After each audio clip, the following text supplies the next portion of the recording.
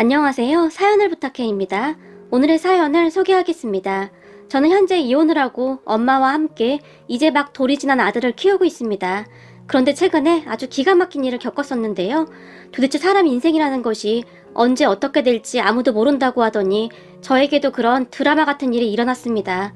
저는 회사에서 일을 하고 엄마는 집에서 우리 아들을 돌보고 있었는데 다들 아시겠지만 손주 보는 일이 어디 보통 일인가요? 거기다 제가 밤늦게까지 일을 하는 날이 많다 보니 엄마 혼자 독박 육아를 하는 날도 많았어요. 그렇다 보니 저는 엄마에게 항상 미안한 마음이 가득했어요. 하지만 엄마는 항상 밝으셨고 제게 짜증 한 번 내지 않았어요. 괜찮아. 할미가 손주 보는 게 힘들긴 뭐가 힘들다고 그래. 회사에서 밤낮 없이 일하는 네가 힘들지. 내가 너한테 죄가 많다. 라는 말을 할 뿐이었어요. 저는 그런 엄마 덕분에 아무 걱정 없이 회사를 다닐 수 있었고 회사가 좀 힘들긴 했지만 월급이 적진 않았기에 우리 셋이 그냥저냥 먹고 살만했어요. 어느 날은 엄마 좋아하는 족발 사가지고 갈까? 됐어. 너 좋아하는 된장찌개 끓여놨으니까 얼른 들어오기나 해. 엄마가 냉이 넣고 아주 맛있게 끓여놨으니까. 엄마가 밝은 목소리로 말을 했는데 된장찌개라는 말을 듣고 갑자기 목이 메어왔어요. 누군가 저를 위해 음식을 해놓고 기다리고 있다는 것이 그렇게 행복할 수가 없었어요. 저에게 진짜 엄마가 생겼구나 하는 생각이 들면서 말이죠. 제가 어릴 때 참 힘든 시간을 보내야만 했는데요. 엄마 아빠는 이혼을 했고 저는 아빠와 할머니와 함께 살았어요.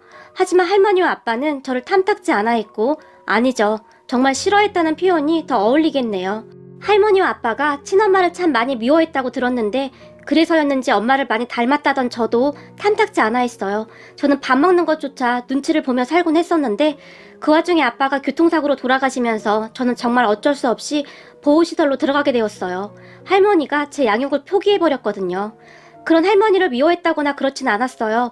오히려 보호시설이 제게는 더 좋았을 정도였으니까요. 그렇게 저는 성장을 했고 고등학교를 졸업하고 바로 취업을 하게 되었어요. 그냥 회사였는데 숙식이 다 해결돼서 나름 괜찮았어요.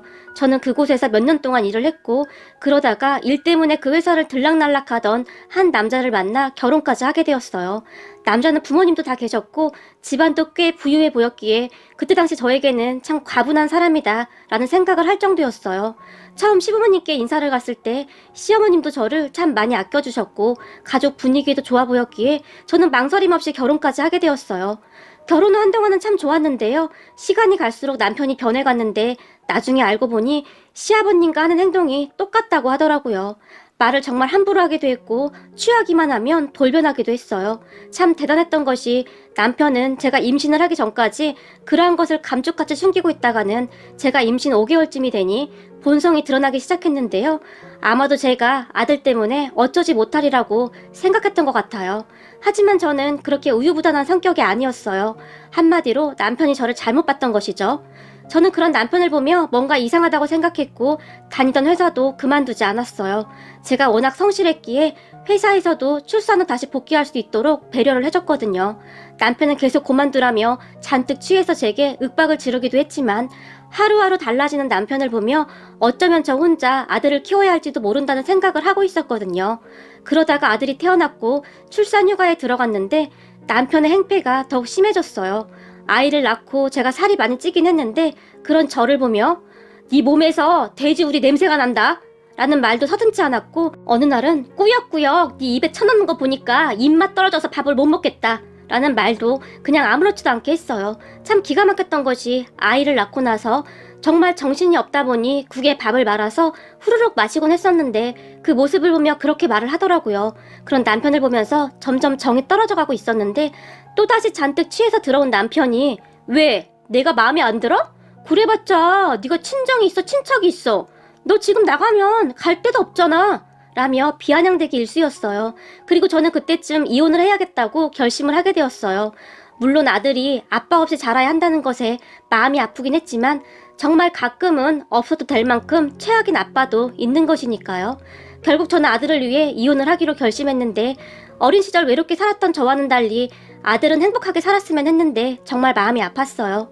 그렇게 저는 출산 휴가 기간 동안 이혼 절차를 알아봤고 평소 시어머님과는 친하게 지냈기에 살짝 말씀을 드렸어요. 어머님, 저 이혼할 거예요. 어머님은 참 잘해주셨는데 정말 죄송해요. 근데 맨날 취해서 집안 난장판 만들어 놓고 막말하고 더 이상은 안 되겠어요. 저는 이렇게 살려고 결혼한 게 아닌데, 그리고 저 사람이 이런 사람인 줄은 정말 몰랐어요. 시어머님에게 힘겹게 말을 꺼냈어요. 그런 제 말을 듣던 시어머님은 사실 말이다. 네가 결혼한다고 인사 왔을 때 내가 뜯어말렸어야 했는데 아무리 봐도 네가 너무 아깝더구나. 저 인간이 어떻게 너 같은 애를 다시 만나겠니? 일이 될 줄 알면서도 내가 욕심을 부렸어. 정말 미안하구나. 네 말이 맞다. 그런 애비 밑에서 자랐으니 아들도 똑같이 그렇게 행동을 하는구나. 난 자식을 위해 이혼 안 하고 버티고 버텼는데 그게 가장 큰 실수였어. 라며 눈물을 닦으셨어요. 시어머님의 말씀처럼 시아버님도 한평생을 그리 사셨다고 하는데 결국 그 버릇이 대물림 되어 버린 것이죠. 그렇게 저는 이혼 준비를 해나갔고 혹시 몰라서 변호사 상담까지 하면서 최대한 큰 문제 없이 이혼을 진행할 생각이었어요. 그 사실을 안 남편이 방방 뛰면서 난리를 쳤고 네가 어디 갈 데는 있고? 얼마 못 버티고 와서 빌어댈 거 그냥 있어. 라며 저를 비웃었어요. 그런 남편에게 양육권만 주면 되니까 이혼해달라고 딱 잘라 말을 했고 한참을 힘들게 하던 남편도 나중에는 포기했던지 이혼을 해줬어요. 다만 나한테 뭐 도와달라고 하기만 해봐. 가만 안 둘 거니까. 양육비 그런 얘기 꺼내지도 마라. 나 지금 만나는 사람 있으니까 알았어? 라는 말을 할 뿐이었어요. 알고 봤더니 제가 임신을 하고 난 뒤부터 이미 만나는 사람이 있었더라고요. 그렇게 저는 집을 나왔고 남편은 그 여자와 새 살림을 차렸어요. 그런데 제가 이혼을 한참 진행 중일 때 시어머님이 제 손을 잡으며 얘야, 그럼 나랑 같이 살자꾸나 라는 말을 했어요. 네? 어머님, 우리 이혼할 거예요. 그런데 어머님과 어떻게 같이 살아요? 사실 그때 당시에는 너무 지쳐 있었기에 시어머님에게도 짜증도 나고 그랬어요. 그러니까 내가 그 인간들이랑 인연 끊으면 되는 거 아니니? 시어머님이 조용히 말을 꺼내셨고 네? 인연을 끊다니요. 그게 무슨 말씀이세요? 제가 놀라서 물었는데요. 그러니까 나도 이번 참에 이혼할까 한다. 시어머님의 입에서는 충격적인 말들이 쏟아져 나왔고 놀라서 당황하고 있던 저에게 이혼 소송하면 재산 일부를 받을 수도 있고 거기다가 그동안 내가 모아놓은 돈도 있으니까 그냥 우리 둘이 같이 살면 안 될까? 어차피 나도 그 인간들한테 미련도 없고 아들이라고 하나 있는 게 그 모양이니 나도 참 사는 게 아니구나. 그런데 너도 친정 부모님도 안 계시고 그냥 날 엄마라고 생각하고 살면 안 되겠니? 시어머님은 계속해서 충격적인 말을 했어요. 어머님, 그래도 어떻게 그래요? 그게 쉬운 일이 아니잖아요. 어머님 자식은 그이인데 제가 어떻게 대답을 해야 할지 몰라서 망설이고 있었는데요. 정 안 되면 우리 손주 클 때까지만 내가 돌봐주마. 그 뒤에는 나도 내 살 길 찾아가마. 너 혼자 애 키우는 게 보통 힘든 일이 아니잖니? 그러니까 그렇게 하자꾸나. 사실 너와 나는 그동안 아무 문제가 없었잖니? 시어머님이 저를 설득했고 그런 시어머님의 말에 생각해보겠다고 대답을 했는데요. 저도 어디 하나 의지할 곳이 없었기에 시어머님의 제안에 귀가 솔깃해질 수밖에 없었고 시어머님은 그 뒤 시아버님과 이혼 소송을 진행했는데 제가 깜짝 놀랐던 것이 말이죠. 시어머님이 그동안 증거를 엄청 많이 모아놓으셨더라고요. 여러 가지 사진에 음성 녹음된 것에 뭐 어마어마했어요. 제가 보기에는 이미 오래전부터 준비를 해오셨던 것 같은데 참고 참으셨던 것 같았어요. 그리고 결국 시어머님은 이혼 소송을 하면서 힘겹게 이혼을 하셨어요. 그동안 그리도 힘들게 살아오셨기에 제가 이혼을 한다고 했을 때 오히려 찬성을 하셨던 것 같아요. 당신 손주만은 그렇게 잘하지 않길 바라셨을 테니까요.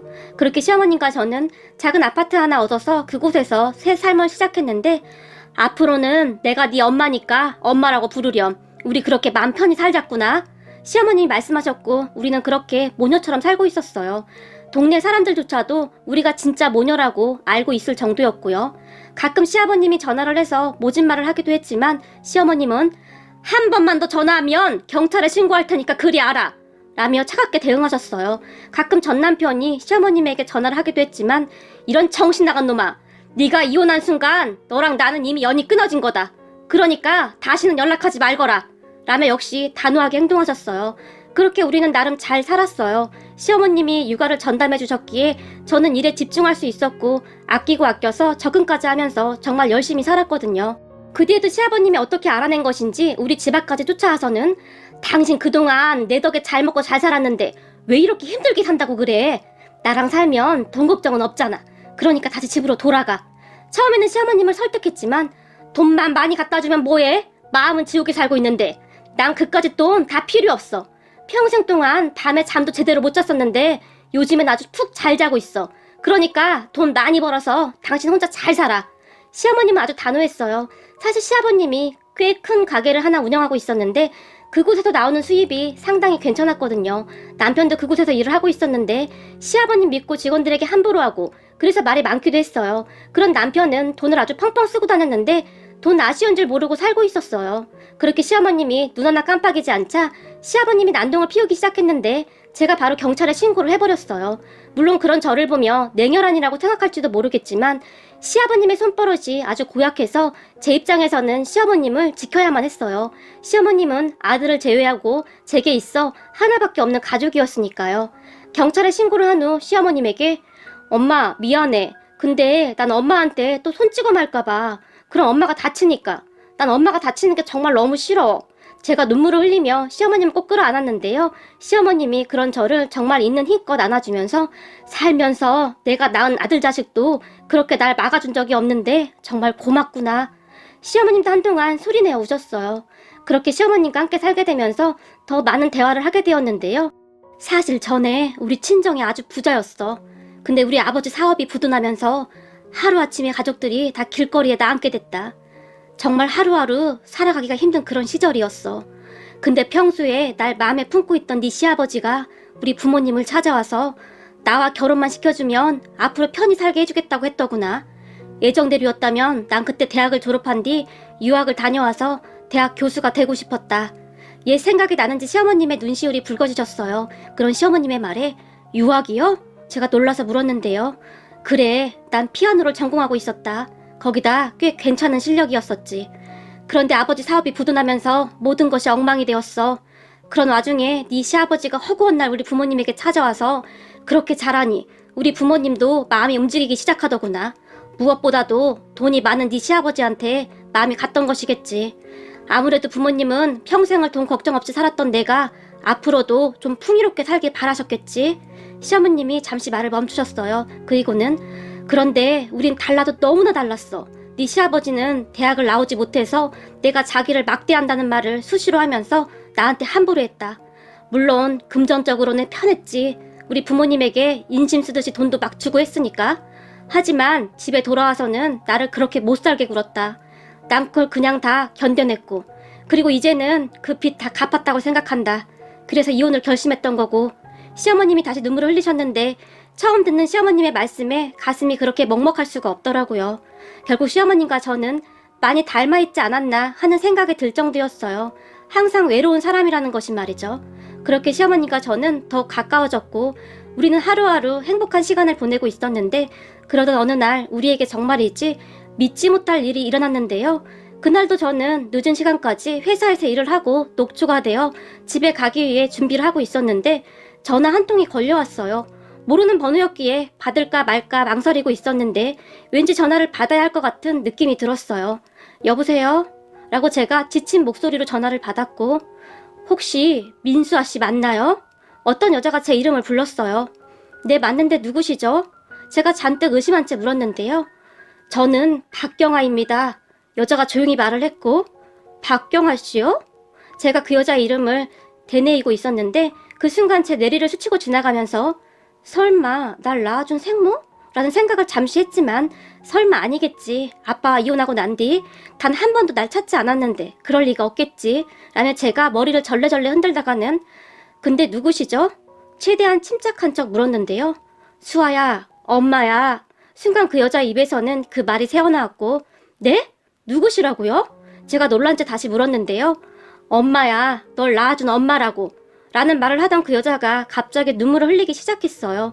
하지만 저는 반가움보다는 원망하는 마음이 더 컸기 때문에 저는 엄마가 없습니다. 이만 전화 끊겠습니다. 라고 말을 하며 전화를 끊어버렸어요. 제 입장에서는 참 기가 막혔거든요. 제가 아들을 낳아보니 더욱 이해가 안 됐어요. 저는 출근해 있는 시간에도 항상 우리 아들이 눈에 밟혔거든요. 그런데 저를 낳아준 친모라는 사람은 살면서 단 한 번도 저를 찾아온 적이 없었으니까요. 참 대단한 사람이구나 하는 생각만 들었거든요. 그렇게 며칠이 지났을까요? 어느 날 시어머님이 수아야, 너 말이야 친엄마 안 보고 싶어? 제게 물었어요. 친엄마? 나한테 친엄마가 어딨어요. 아마도 이 세상 사람이 아닌가 봐요. 그러니까 한 번도 안 찾아오죠. 라며 제가 그냥 웃어버렸는데요. 수아야, 사실은 말이야. 시어머님이 다시 한번 제 이름을 힘주어 불렀는데 그게 말이야, 며칠 전에 네 친엄마라는 사람이 우리 집에 찾아왔었어. 처음에는 모르는 사람이라 문을 안 열어줬었는데 아무리 봐도 낯이 너무 익은 거야. 그래서 자세히 봤더니 너랑 아주 판박이더구나. 나이가 아마도 나랑 비슷할 텐데 어쩜 그렇게 젊고 예쁘던지 너랑 똑같이 생겼어. 시어머님이 제 눈치를 보며 말을 꺼냈어요. 그 사람 이야기는 하지 않았으면 좋겠어요. 지금 나한테는 엄마밖에 없어요. 자식 그렇게 두고 가버린 엄마는 생각하고 싶지도 않아요. 제가 기분 나쁜 듯이 말을 했지만 네 엄마 얘기 들어보니 네 엄마한테도 딱한 사정이 있더구나. 물론 지금 네 마음이 어떤지 잘 알겠다마는 그래도 널 낳아주신 분인데 한 번은 만나봐야 하지 않겠니? 잘 생각해보고 전화해봐. 라며 시어머님이 제 손에 전화번호 하나를 들려줬어요. 얼떨결에 연락처를 받은 저는 며칠 동안 그 연락처를 뚫어지라 바라보다가는 결국 연락을 하게 됐는데요. 저 민수아입니다. 도대체 이제 와서 저를 만나고 싶은 이유가 뭐죠? 혹시 먹고 살기 힘드셔서 그래요? 그런데 어쩌죠? 저도 돈이 그렇게 많지가 않아서요. 그동안 원망만 가득했기에 제가 모진 소리를 해댔는데요. 연락 줘서 고맙다. 정말 고맙다. 제발 나 한 번만 만나주면 안 되겠니? 제게 간절하게 부탁을 했어요. 그렇게 저는 친엄마란 사람과 마주하게 됐는데 친엄마의 첫인상은 아주 말끔했다고 해야 할까요? 아니죠. 부잣집 사모님같이 고상해 보였다고 해야 할까요? 아무튼 그런 인상이었어요. 무슨 일이시죠? 이렇게 만나보니 돈이 없으신 것 같지도 않은데 이제 와서 저를 찾는 이유가 뭐죠? 제가 여전히 쌀쌀 맞은 목소리로 물었어요. 수아야, 엄마가 정말 미안하구나. 진작 널 찾았어야 했는데 너무 늦었구나. 정말 미안하다. 하지만 엄마는 단 하루도 널 잊은 적이 없었어. 라며 친엄마가 눈물을 흘렸고 그런 엄마를 보며 저기 죄송한데 용건만 간단하게 말씀해주세요. 수아야, 처음엔 네 아빠와 할머니에게 널 키우게 해달라고 빌고 또 빌었었다. 하지만 네 할머니와 아빠 생각에는 널 데리고 있어야만 내가 그곳으로 다시 돌아갈 거라고 생각하고 있었던 것 같더구나. 널 상대로 날 자기들 마음대로 하고 싶었던 거지. 물론 널 생각하면 그렇게 했어야 했는데 엄만 참을 수가 없었어. 네 아빠뿐만 아니라 네 할머니의 이상한 행동들을 견딜 수가 없었어. 그래서 떠났던 건데 그 뒤 난 미국 사람과 재혼을 하게 됐고 미국으로 가게 되었어. 하지만 항상 널 그리워하고 있었단다. 말을 하는 내내 친엄마의 눈에서는 눈물이 쏟아졌어요. 친엄마의 말에 의하면 할머니가 친엄마를 그렇게 못살게 굴었다고 했는데 아빠가 있을 때는 잘 해주는 척 하다가 아빠가 회사를 가게 되면 엄마를 그렇게 구박했다고 했어요. 처음에는 이해하려고 했대요. 할머니에게는 아빠밖에 없었으니 집착을 하는 거겠지라고 말이죠. 하지만 날이 갈수록 심해져갔고 아빠까지 나서서 엄마를 병원에 입원시켜버리겠다는 등 막말을 서슴지 않았다고 하네요. 어느 날은 엄마가 할머니에 대해 진지하게 아빠에게 말을 했지만 아빠는 정신 나갔어? 우리 엄마가 그렇게 행동할 리가 없잖아. 지금 우리 엄마랑 나 이간질 지키는 거야? 너 정신병원이나 알아봐. 라는 말까지 했다고 합니다. 그렇게 엄마는 하루하루 지쳐만 갔고 날이 갈수록 말라만 갔다는데요. 결국 외할아버지 외할머니가 엄마를 데리고 가버렸다고 하네요. 그 당시 엄마는 제발 수아만 저한테 주세요. 제발요. 라며 할머니에게 애원을 했지만 우리 집안 핏줄을 누구한테 준단 말이냐? 어림도 없는 소리 하지 말거라. 라며 비웃었다고 하네요. 그렇게 엄마는 만신창이가 되어 한동안 병원 치료까지 받았다고 하는데요. 그러다가 어느 회사에 파트타임으로 취직을 하게 됐다고 하는데요. 그곳에서 일을 하다가 지금의 남편을 만나서 재혼을 한 뒤 미국으로 갔다고 하네요. 미국인 남편도 부인과 사별한 사람이었는데 미국으로 가기 전에 저를 데리고 와서 같이 키우자고 했다는데 역시나 할머니와 아빠가 완강하게 거절했고요. 저는 정말 이해가 안 되는 게 나중에는 결국 저를 시설로 보내기까지 했으면서 도대체 엄마에게 왜 보내지 않았을까요? 할머니의 심보가 참 고약했구나 하는 생각마저 들었어요. 그렇게 엄마와 한참을 이야기를 하던 중 전부는 아니었지만 조금은 엄마의 심정을 알 것도 같았어요. 물론 저도 자식을 낳아서 키우고 있었기에 더 그러지 않았을까 싶었고 그리고 엄마 말대로 우리 할머니는 정말 그러고도 남을 만한 사람이었으니까요. 그렇게 저는 엄마를 용서했고 엄마는 정말 고마워했어요. 그러던 어느 날 수아야, 엄마 이제 미국으로 돌아가 봐야 해. 거기서 하던 일도 있어서 엄마가 챙겨줘야 하거든. 사실 엄마가 널 이렇게 다시 찾은 이유 중에 하나가 네가 힘들게 산다는 소식을 들었단다. 내가 네 외할머니한테 널 찾아달라고 해서 네 외할머니가 사람까지 고용해서 널 찾아낸 거야. 그랬는데 네가 참 많이 힘들게 살고 있더구나. 그래서 말인데 이 엄마가 널 좀 도와주고 싶은데 물론 네가 기분이 나쁘지 않다면 말이다. 하지만 너도 이제 엄마잖니? 네가 낳은 아들 앞날을 위해서라도 엄마 도움을 좀 받아도 될 것 같은데 엄마가 어렵게 말을 꺼냈어요. 우선 지금 살던 집에서 이사를 좀 하자꾸나. 저번에 가보니까 집이 습해서 곰팡이도 많고 우리 손주 건강에도 좋지 않을 것 같더구나. 그리고 네가 먹고 살 수 있게 도와주고 싶어. 그래서 말인데 엄마가 지금 하고 있는 사업을 한국에서도 시작할 계획이거든. 네가 그걸 좀 도와줬으면 하는데 괜찮겠니? 너도 처음이니까 널 도와줄 사람을 엄마가 찾아줬어. 당분간 그 사람한테 배우면서 천천히 해봐. 근데 정말 열심히 공부해야 하는 거 알고 있지? 우선 회사 그만두고 빨리 일 배우면서 공부도 다시 시작해. 엄마가 제게 부탁 아닌 부탁을 했어요.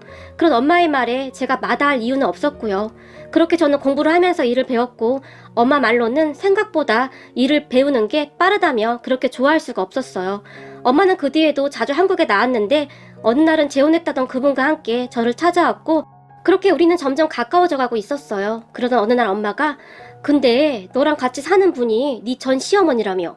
내가 알아보니 네 전 남편이 너한테 참 못되게 굴었다고 하던데 전 시어머니랑은 왜 같이 살고 있는 거니? 라고 조심스럽게 물었고 제가 그동안 있었던 일을 다 말했어요. 그리고 제 이야기를 다 들은 엄마는 시어머님에게 감사하다고 인사까지 했어요. 그 뒤 시어머님과 저는 엄마가 구해준 아파트로 이사를 갔는데 집이 정말 어마어마해서 둘 다 눈이 휘둥그레질 정도였어요. 그렇게 저는 정말 다른 삶을 살게 되었는데요. 시어머니가 제 인생이 180도로 바뀌어버렸고 하루하루 꿈인가 생시인가 싶었는데요. 시간이 얼마나 지났을까요? 어느 날 제 친엄마와 함께 백화점에 갔는데 그곳에서 전 남편과 딱 마주쳤고 변해도 너무나 변해버린 저를 보며 전 남편이 저기 혹시 민수아 씨 아닌가요? 라고 물었어요. 모든 것이 변해버린 저를 보며 혼란스러웠던 것 같은데요. 오랜만이네? 라며 제가 퉁명스럽게 대답했고 당신 맞구나? 근데 당신 왜 이렇게 변했어? 다른 사람인 줄 알았잖아. 라며 반가운 표정을 지었어요. 아, 얼마 전에 우리 친엄마를 만났거든. 인사해, 우리 친엄마야. 라며 제가 말을 했어요. 그런 제 말에 뭐? 당신 친엄마 돌아가셨다며? 남편이 놀라서 물었고 그러게 나도 돌아가신 줄 알았는데 이렇게 살아계시더라고. 그럼 우린 바빠서 이만. 이라며 제가 뒤를 들어섰는데 잠깐만, 그럼 당신 부자 됐다는 말 사실인 거야? 그런 소문이 막 들리긴 하던데. 전 남편이 제게 물었지만 우리 딸과 이혼했다고 들었는데 앞으로 우리 딸 앞에 다시는 나타나지 말아요. 그랬다가는 내가 가만 안 둘 테니까. 엄마가 전 남편을 노려보며 말을 했어요. 그런데 그 뒤 전 남편이 제가 이사한 집까지 알아내서 찾아왔고 우리 아들을 생각해서라도 우리 다시 합치자 라며 어이없는 말을 짓거렸어요. 그런 전 남편을 매몰차게 내쫓아버렸지만 전 남편은 계속해서 찾아왔고 그 사실을 알게 된 엄마가 무슨 조치를 한 것 같았는데 그 뒤에는 조용했어요. 그런데 어느 날 시어머님이 저를 보며 얘, 네 시아버지 말이다 라며 말을 꺼냈는데요. 네? 아버님이 설마 또 찾아왔어요? 제가 놀라서 물었고 아니 그게 아니라 얘기 들어보니 네 시아버지가 쫄딱 망했다는구나. 네? 그게 무슨 말씀이세요? 쫄딱 망하다니요. 아버님 재산이 얼만데요. 그때 당시 저는 시어머님의 말을 믿을 수가 없었는데요. 그게 말이다. 네 남편 아니지 네 전 남편. 그러니까 우리 아들한테 여자가 있었잖니. 우리 아들이 그 여자랑 같이 산다고 하던데 그 여자가 사실 꽃뱀이었다고 하더구나. 꽃뱀이요? 제가 놀라서 물었는데요. 시어머님은 그 뒤 충격적인 사실을 계속 말했는데 이야기를 듣던 저는 경악할 수밖에 없었답니다. 시어머님의 말에 따르면 전 남편과 동거 중이던 여자가 시아버님에게 얼굴이 진짜 예쁜 아줌마를 소개시켜줬다고 하는데요. 남편의 동거녀와 그 아줌마가 짜고 시아버님에게 정말 괜찮은 땅이 있다고 소개를 해줬고 그 요상한 꽃뱀 아줌마에게 혹할 대로 혹한 시아버님이 잘 알아보지도 않고 그 땅을 덥석 물었다고 하는데 알고 보니 그 땅이 사람 발길도 끊긴 그런 야산에 있는 땅이었다네요. 암튼 뭔가 엄청 복잡하긴 했는데 두 꽃뱀들한테 진짜 영혼까지 털린 거죠. 그래서 그 몇 푼 되지도 않는 땅을 어마어마한 돈을 주고 샀다고 하는데 시어머님이 말씀하시기를 그 사람이 웬만하면 잘 믿고 그런 사람이 아닌데 여자가 진짜 예쁘긴 했나 보더구나. 참 기가 막히는구나. 라며 혀를 찰 정도였어요. 그거 말고도 전 남편과 동거 중이던 그 여자와 그 아줌마가 맘먹고 제대로 한탕 하려고 돈도 어마어마하게 빌려갔다는데 차용증 이런 거 쓴 것도 없다고 하네요. 그런 시어머님을 보며 괜찮으세요? 시아버님은 그렇다 치더라도 그래도 어머님 하나밖에 없는 아들인데 그렇게 망해서 어째요? 제가 물었지만 이제 정신 차리고 고생 좀 하고 살아야지. 뭘 어쩌겠냐? 그동안 날라리처럼 살았는데 아주 쎄빠지게 고생하고 사는 게 얼마나 힘든지 알아야지. 혹시 너한테 전화해서 나 찾으면 넌 그냥 무조건 모른다고 해라. 괜히 얽히면 골치만 아파진다. 난 이미 맘 떠난 지 한참 됐다. 웬만해야 불쌍하다라는 생각이라도 들지. 라는 말을 할 뿐이었어요. 그러던 어느 날은 시어머님이 너한테도 이제 엄마도 생겼고 먹고 살만하니 나는 이만 직구해서 나가마. 내가 있을 자리도 아니고 라며 진지하게 말을 하셨지만 그냥 같이 살아요. 제가 가장 힘들 때 어머님이 옆에 있어주셨잖아요. 어머님 혹시 그이가 찾아와서 귀찮게 할까봐 더 그러시는 거죠? 제가 물었어요. 그런 제 말에 그런 것도 없잖아 있는데 꼭 그런 것 때문은 아니고 너 먹고 살만하면 내가 떠나려고 했다. 너랑 내 관계가 같이 지낼 사이는 아니니까. 시어머님이 다시 말을 했지만 앞으로도 계속 어머님 손주 봐주셔야죠. 지금처럼 이렇게 살아요. 친엄마를 만나긴 했지만 미국에 있는 시간이 더 많고 엄마도 어머님한테 참 고마워하고 있고요. 그러니까 나간다느니 그런 말은 하지도 마세요. 아셨죠?